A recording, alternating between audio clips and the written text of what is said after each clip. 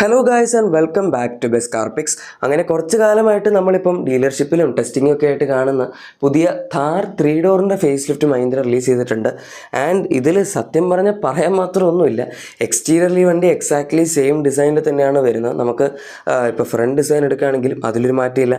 Actually design വ്യത്യാസം നമ്മുടെ റോക്സിൻ്റെ ഗ്രില്ലും അതുപോലെ റോക്സിൻ്റെ ഹെഡ്ലൈറ്റും ഒക്കെ വരുമെന്ന് പ്രതീക്ഷിച്ചിട്ടുണ്ടായിരുന്നു. പക്ഷേ ഇപ്പോൾ ലാസ്റ്റ് ഈ വണ്ടി ഡീലർഷിപ്പിൻ്റെ സ്റ്റോക്ക് ആഡിലൊക്കെ വന്നപ്പോഴേക്കും ഒരു വ്യത്യാസവും ഇല്ലായിരുന്നു. അത് ഞാൻ എൻ്റെ ഈ അപ്കമിങ് വണ്ടിയുടെ ഒരു വീഡിയോ ചെയ്തിട്ടുണ്ടായിരുന്നു. അതിൻ്റെ അകത്ത് പറഞ്ഞതാണ് ഇതിൻ്റെ അകത്ത് പ്രത്യേകിച്ച് ഡിസൈൻ വ്യത്യാസമൊന്നും കാണാനില്ല എന്ന്. എന്ത് കാര്യത്തിനാണ് പിന്നെ ഒരു ഫ്രണ്ട് ക്യാമോഫ്ലാജ് ചെയ്തതെന്ന് അറിയില്ല. പക്ഷെ എന്തായാലും സംഭവം കാര്യങ്ങളുടെയൊക്കെ അവസ്ഥ ഇങ്ങനെയാണ്. വേണമെങ്കിൽ ആ ഹെഡ്ലൈറ്റെങ്കിലും ഹാലജൻ മാറ്റിയിട്ടൊന്ന് LED ആക്കാമായിരുന്നു. ഏതായാലും ഒരു ചെറിയ ചേഞ്ച് ഉണ്ട്, നിങ്ങൾ നോട്ടീസ് ചെയ്തെന്ന് അറിയില്ല. നമുക്ക് ഇതിനകത്ത് ഇപ്പോൾ ഗ്രില്ല് ബോഡി കളറായിട്ടാണ് കിട്ടുന്നത്. സെയിം ഗ്രില്ല് തന്നെയാണ്, പക്ഷേ ബോഡി കളർ ആയതിൻ്റെ ഒരു വ്യത്യാസമേ ഉള്ളൂ. നമുക്ക് റോക്സിലൊക്കെ വേറെ ഗ്രില്ലാണ് വരുന്നത്. അതുപോലെ തന്നെ റോക്സിലുണ്ടായിരുന്ന ഒരു പുതിയ ഗ്രേ കളർ, ഇതുപോലത്തെ ഒരു ഷെയ്ഡ് നേരത്തെ ഇതിനകത്ത് ഉണ്ടായിരുന്നു. പക്ഷേ ഒരു സിമിലർ ഷെയ്ഡ് നമുക്ക് റോക്സിലും വരുന്നുണ്ട്. അതിപ്പോൾ നമുക്ക് താറിൻ്റെ 3 ഡോറിലേക്കും കിട്ടുന്നുണ്ട്. അതുപോലെ തന്നെ സൈഡ് ഡിസൈൻ വരുമ്പോഴേക്കും അലോയ്സിൻ്റെ ഡിസൈൻ ഒന്ന് മാറ്റാമായിരുന്നു. 2020 വന്ന അലോയ്സ് ആണ്. ഇപ്പോഴും 18 ഇഞ്ച് അലോയ്സ് ആണ് കിട്ടുന്നത്. ആക്ച്വലി 18 ഇഞ്ച് കൊടുക്കുന്നതുകൊണ്ട് കുഴപ്പമൊന്നുമില്ല. ഈ വണ്ടിക്ക് കുറച്ചും കൂടെ ഹയർ പ്രൊഫൈൽ ടയേഴ്സ് ആണ് നല്ലത്. താർ റോക്സിൽ 19 ഇഞ്ചാണ് വരുന്നത്. അത്രയും കൊടുക്കേണ്ട ആവശ്യം ഇതിനില്ല, 18 ഇഞ്ച് മതി. പക്ഷേ അലോയ്സിന് ഡിസൈൻ ഒന്ന് മാറ്റി പുതിയതാക്കിയിരുന്നെങ്കിൽ വണ്ടിക്ക് മൊത്തത്തിലൊരു ഫ്രഷ് ലുക്ക് വന്നേനെ. സത്യം പറഞ്ഞൊരു ഹെഡ്ലൈറ്റ് മാറ്റി അലോയ്സും കൂടെ മാറ്റിയത് തന്നെ ഡിസൈൻ ചേഞ്ച് സെറ്റായിരുന്നു. വേറൊന്നും ചെയ്യേണ്ട ആവശ്യമില്ലായിരുന്നു.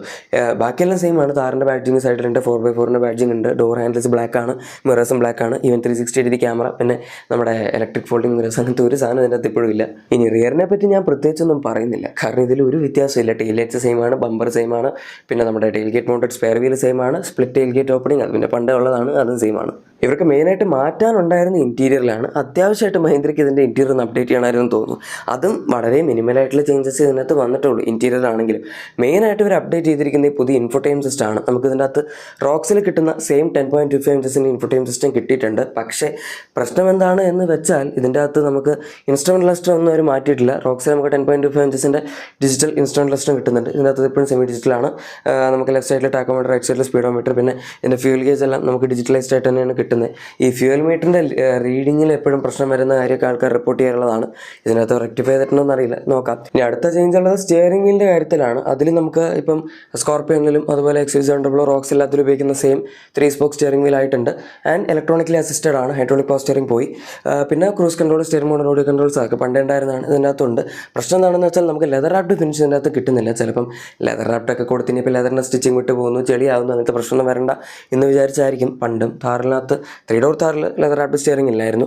ബാക്കി സാധനങ്ങളെല്ലാം സെയിം ആണ്. ഡാഷ്ബോർഡിൻ്റെ ലേഔട്ടിലൊരു വ്യത്യാസമില്ല. മാനുവൽ AC ആണ് കിട്ടുന്നത്. പിന്നെ ബാക്കി നമ്മുടെ നടുവിലുള്ള കൺട്രോൾസ്, സെൻട്രൽ കൺസോൾ ഡിസൈൻ, സീറ്റ്സിൻ്റെ ഫിനിഷിങ്, ഡിസൈൻ, എല്ലാ കാര്യങ്ങളും എക്സാക്ട്ലി സെയിം ആണ്. ഒരു ചെറിയ വ്യത്യാസം വരുന്നത് നമുക്ക് ഇതിൻ്റെ ഫ്യൂൽ ലിഡ് ഓപ്പണർ ഇപ്രാവശ്യം വണ്ടിയുടെ അകത്ത് തന്നെ കിട്ടുന്നുണ്ട്. അതിനുവേണ്ടി ഇനി കീയും പിടിച്ച് പുറത്തേക്ക് പോകണ്ട. അതുപോലെ തന്നെ ഇപ്രാവശ്യം നമുക്ക് പവർ വിൻഡോൻ്റെ കൺട്രോൾസ് ഡോർ പാഡ്സിൽ തന്നെയാണ് വരുന്നത്, അല്ലാതെ സെൻട്രൽ കൺസോളിൽ കൊടുത്ത് നമ്മളെ ബുദ്ധിമുട്ടിച്ചിട്ടില്ല. പിന്നെ അവർ ഇറക്കിയ സമയത്ത് ഡോർ പാഡ്സിലൊക്കെ കൊടുത്തു കഴിഞ്ഞാൽ ആൾക്കാർ താറിൻ്റെ ഡോറൊക്കെ ഊരി എങ്ങോട്ടെങ്കിലൊക്കെ ഓഫ് റോഡ് പോകുന്ന സമയത്ത് ബുദ്ധിമുട്ടാവില്ലേ എന്ന് പറഞ്ഞിട്ടാണ് കൊടുത്തത്. പക്ഷേ എൻ്റെ ജീവിതത്തിൽ ഞാൻ ഇന്നൊരു ഒരാൾ താറിൻ്റെ ഡോർ ഊരി വെച്ച് ഓഫ് റോഡ് പോകുന്നത് കണ്ടിട്ടില്ല. അത് മഹീന്ദ്രയും കണ്ടിട്ടുണ്ടാവില്ലായിരിക്കും. അതുകൊണ്ടായിരിക്കും എന്തിനാണ് വെറുതെ നടുവിൽ കൊടുക്കുന്നതെന്ന് പറഞ്ഞ ഒരു ഡോർ പാഡ്സിൽ തന്നെ കൊടുത്ത്. അതൊരു നല്ല ചേഞ്ചാണ്.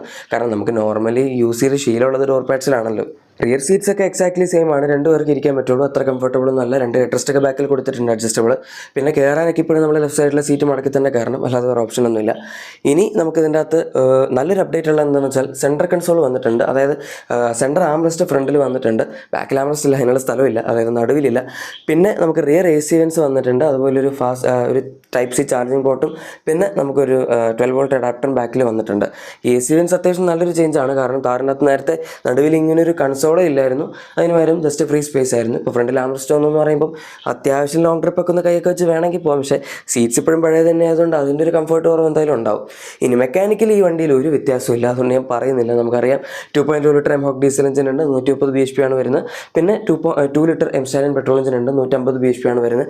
അതിന് പുറമെ റിയർ വീൽ ഡ്രൈവ് മോഡൽ എടുക്കുകയാണെങ്കിൽ നമുക്ക് 115 bhp ഉള്ള 117 PS 115 bhp ഉള്ള ഒരു 1.2 ലിറ്റർ CRDE പെട്രോൾ എഞ്ചിനും ഡീസൽ എഞ്ചിനും അവൈലബിൾ ആണ്. ആൻഡ് അതും അത്യാവശ്യം കുഴപ്പമില്ലാത്തൊരു എഞ്ചിനാണ്. കാരണം ടോർക്ക് ഡീസലിൻ്റെയും അതായത് 2 ഡീസൽ എഞ്ചിൻസിൻ്റെയും സെയിം ആണ്. ഇതിൻ്റെ അകത്ത് ആകെപ്പാടെ നമുക്ക് റിയർ വീൽ ഡ്രൈവ് ഇത്തിരി ഈ സബ്ഫോമീറ്റർ കാറ്റഗറി ആയതുകൊണ്ട് GST കുറഞ്ഞ് കിട്ടുന്നതുകൊണ്ടാണ് അവർ അതിൻ്റെ അകത്ത് കൊടുത്തിരിക്കുന്നത്. പ്രൈസും കൂടെ നോക്കിയേക്കാം. ഇനി പിന്നെ വേരിയൻസിൽ ചെറിയൊരു വ്യത്യാസമുണ്ട്. പണ്ട് AX LX സീരീസ് അങ്ങനെ ആയിരുന്നെങ്കിൽ ഇപ്പോൾ പക്ഷേ AXT LXT എന്നൊക്കെ പറഞ്ഞാക്കിയിട്ടുണ്ട്. അതും റിയർ വീൽ ഡ്രൈവ് മോഡൽ നമുക്ക് AXT LXT രണ്ടിലും കിട്ടുന്നുണ്ട്. മാനുവലിൽ മാത്രമാണ് ഡീസൽ റിയർ വീൽ ഡ്രൈവ് കിട്ടുന്നത്. പക്ഷേ പെട്രോൾ ആണെങ്കിൽ നമുക്ക് റിയർ വീൽ ഡ്രൈവ് ഓട്ടോമാറ്റിക്കൽ മാത്രമേ കിട്ടുന്നുള്ളൂ. Petrol manual rear wheel drive ഇല്ല. സ്റ്റാർട്ടിംഗ് പ്രൈസ് 9.99 lakhs ആണ് rear wheel drive base model മാനുവലിൻ്റെ. അതിൻ്റെ തന്നെ ടോപ്പ് ഉണ്ട്. അതായത് LXT വേരിയൻ്റ് എടുക്കുകയാണെങ്കിൽ 12.19 lakhs ആണ് എക്സ്ഷോറൂം പ്രൈസ്. ഇനി ഓട്ടോമാറ്റിക് വേണമെങ്കിൽ പെട്രോളിൽ മാത്രമേ ഉള്ളൂ. പക്ഷേ അതിൻ്റെ നമുക്ക് on road ex showroom price top എൻഡിൽ വരുന്നത് 13.99 lakhs ആണ്. ഇനിയിപ്പം നമ്മുടെ 4 വീൽ ഡ്രൈവ് മോഡൽ അത് ഇതിന് മുന്നേ AX സീരീസിൽ ഉണ്ടായിരുന്നു. പക്ഷേ ഇപ്രാവശ്യം അവർ അത് എടുത്ത് കളഞ്ഞിട്ടുണ്ട്. നമുക്ക് ആകെപ്പാടെ LXT എന്ന് പറഞ്ഞ മോഡൽ മാത്രമാണ് ഇതിനകത്ത് 4 വീൽ ഡ്രൈവിൽ കിട്ടുന്നത്. അതിൽ തന്നെ പെട്രോൾ മാനുവലിൻ്റെ എക്സ്ഷോറൂം പ്രൈസ് വരുന്നത് 14.69 lakhs ആണ്.